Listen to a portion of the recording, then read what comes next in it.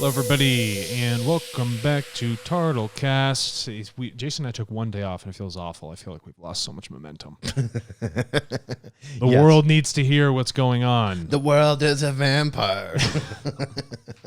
Sucks for Marilyn Manson recently. Yes, exactly. So, question I have for you, Alex, and we're going to get into this article. I want people to understand we're not like picking on countries. No. But whenever we see something that is unlawfully happening, especially when it comes to data, we should highlight it. In a country, on our, we want to make sure we highlight it because we want each of our listeners and everyone to know when there is something that's going against you and your free will. Right. So if we look at the, as leaders in this world, you have to lead by example. And sometimes you can lead poorly. And that gets a lot of limelight.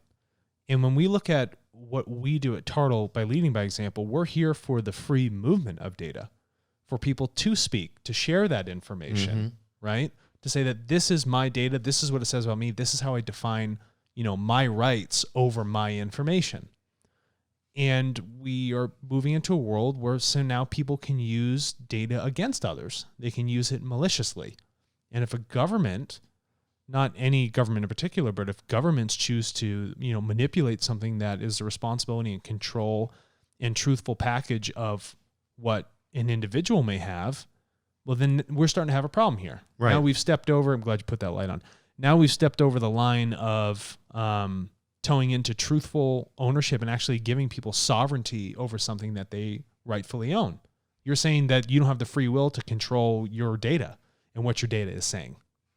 Yeah, and in Morocco, there's a released human rights defender prosecuted on trumped-up charges. So I don't want to get into the charges. I don't want to get into the person specifically or even slamming Morocco. What I want people to understand is when you have unlawful digital surveillance. Yeah, so this is another article by Amnesty International. And the one we did before was Ban the Scan. Yes. That we were talking about, where they were using facial recognition software, and that data with its piss poor algorithm was creating very oppressive police efforts in New York City against people that in no way, shape, or form had any sort of criminal background. It was just like digital profiling. And so now what we've seen here is that with what's going on in Morocco with this specific individual is that there's unlawful digital profiling that's been falsified. Yes. So, we having a world of truthful data sharing is so important, integrity of data. But when someone starts to create false data, anybody can create like a Facebook profile. So you can create like a fake one, you can troll around, do what you want. Well, imagine a government stepping in and creating this like troll profile that just destroys who you are online. Your character, your data, your integrity, your public view, all this stuff. You're screwed at that point, and where's if you think about it, where's the provenance of that data? This is another thing why blockchain is so important for data. Having this record of creation for how that data has gone from the person who made it and where it ends up and how many times it's been touched is so, so important, because then you can go back and say, yeah, this is falsified information. This is a government or some sort of bad actor that came in to falsify my truthful data. This is why we employ technologies and encryption systems that are that important on the TARTLE marketplace to make sure that people don't come in and tool with your data and say something about you that shouldn't be said, something that is untruthful. Yeah, and they highlight this in the article, and I want us to talk about this, Alex. And these are three big words: freedom of expression. Yeah, your data is an expression of your thoughts, and you've expressed it in a digital medium, whether it be on your phone or a social media profile or how you've interacted with your doctor and how it's recorded in a system. That's what it is. That's a freedom of expression. Your ability to share it seamlessly across the globe is a freedom of expression. And when you start to cut back on that human right for people to express themselves, which is something that is biologically required for our own, health and evolution, for the stability of our minds, that's a problem. You're putting somebody in a rat trap. How's there supposed to be any growth? Because it's going against the state or the country. Yeah, or because be. Someone said something truthful against someone else, whatever the country might be, or person or corporation. You can't have stuff like that. So it's important that people have so much power over their data. There's a logical linear line of provenance from them being the creator of it, and that it's encrypted and safe so that no one can manipulate it or steal it. These are important factors. These are moral and ethical, values that are imprinted into what we do at TARTLE, because it is what we look at as the vision of a future for humanity, what it should look like, how we should interact, how we should be evolving. And that's a world we want to step into. We want to step into a future world where it is only truthful conversation. It is a deep respect for people's freedom of expression, for their data, for their sovereignty over those things. Yeah, and when we look at human rights, and we've talked about this before, on our Big Seven, and I'd encourage everybody to go on our website at tartle.co if you're interested in having the ability to take your data and share it to help these major causes that we have. Not only climate stability and educational access, but number 3 is human rights. And when we look at all of these Big Seven, the biggest issues that are facing the globe, and we believe that data can solve these issues. Actually, we know it. We've seen it. Yes. We've seen, when applied properly, data solves it all. Data's your thoughts, right? So if we apply our thoughts properly, if we can create a jet that flies at 80,000 feet at Mach 2.7, there's no reason we can't fix another problem between all of us if we concentrate our thoughts on it.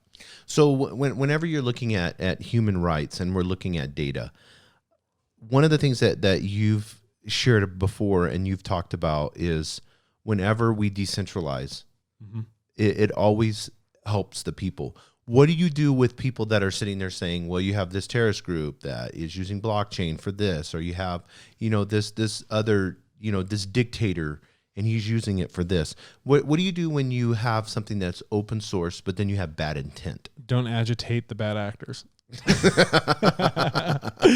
No, but in all seriousness, this world will always have bad actors. Yes. That is something that is so inherently obvious. It's inherent to our story. Right? So how do you make a tool that's free and available, but disincentivizes people to do bad actions? Yes.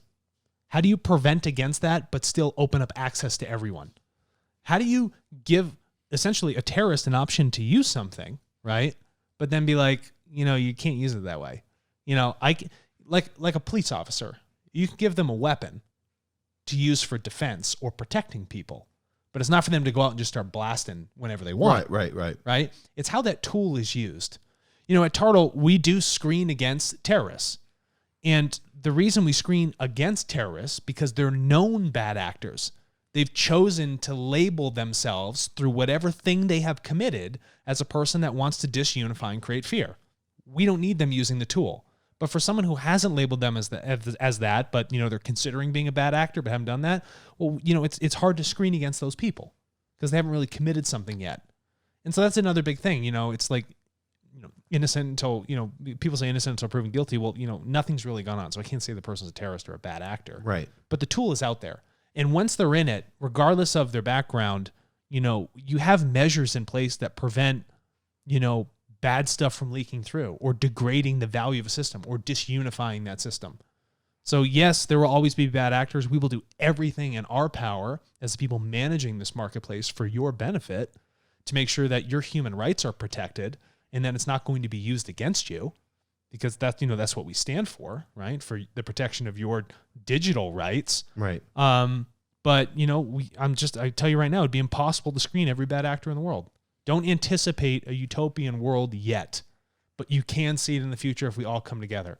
And if 99% of us are not terrorists, I think we're moving in the right direction. Yeah, it's I heard a story yesterday, and it was really interesting. So this pilot was on a plane. You know how they have the door shut now? Yeah. So he had opened the door, and then he was just going to use the bathroom, in the door. Well, a guy stood up right when he opened his door and was just kind of mad dogging him, looking at him. Okay, well, now there's a threat. Mm-hmm. So he got on the PA system and he asked the guy to sit down like several times. The guy wouldn't sit down, just kept staring at him. So, and this on a small, you got to imagine just a small little plane. And then sure, like a little puddle jumper. Yeah. And so he turned around and he got on the PA system and he said, "Sir, I ask you to sit down." Well, that got everybody on the whole plane alert. See, this is what happens, yes. Right? There's an awareness, it's open, it's transparent, and everybody saw the person that was moving into a state of bad action, But the collective power of everyone's like, okay, we can defend ourselves against these bad actors, these governments, whatever it is. We can stand up for our rights, our life to protect it, our digital rights, whatever they may be, and say, we're not going to let it go in this direction. Right. So there was 5 or 6 guys that were kind of like, okay, and so then what happened to that guy?